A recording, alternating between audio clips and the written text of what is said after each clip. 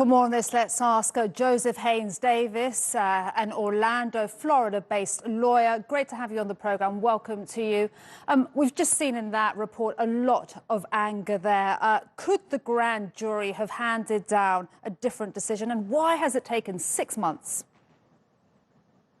Well, thank you, as always, for having me. As to the question of why it has taken 6 months, sometimes these investigations take that long based upon the evidence that is available to them and the investigation and the process.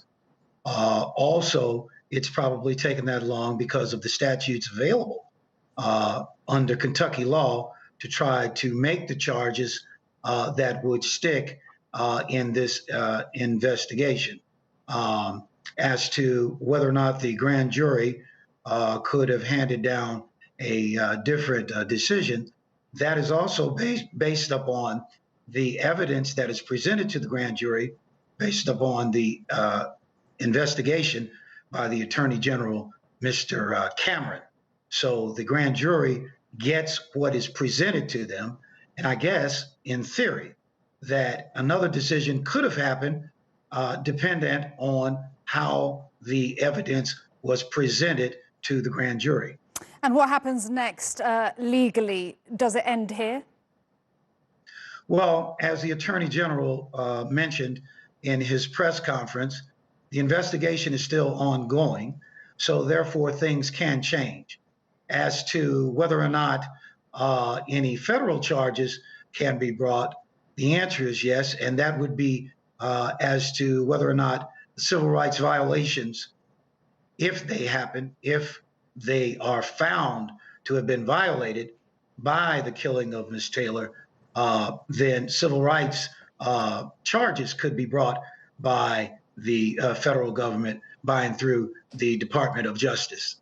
And I want to ask you, the death of Breonna Taylor has had so much U.S. and international spotlight, attention, anger. Can that make a difference now legally? I mean, we've seen it from the protesters, from celebrities, from sports people. Well, it most certainly can possibly have an influence.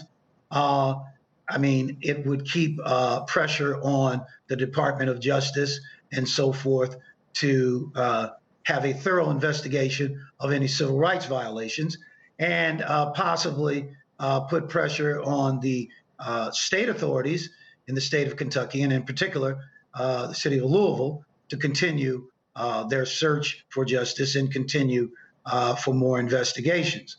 I can tell you that from the perspective of those like myself outside of the state of Kentucky, it is definitely concerning with a raid or a search in the middle of the night, a search warrant in the middle of the night. That's problematic. And I think most citizens of the United States of America do not like no-knock raids. Now, the Attorney General said that this was not a no-knock raid, according to his investigation, with the evidence that was founded, with the independent corroborating witness. But still, raids in the middle of the night at the homes of citizens in the United States of America is highly violative, in my opinion, of the Fourth Amendment, and that is the right to limit government's unreasonable search and seizure. And let me also add, and I hope I'm not taking up too much time, that also includes the high likelihood, because it's at night, you could raid the wrong home. You could have mistakes.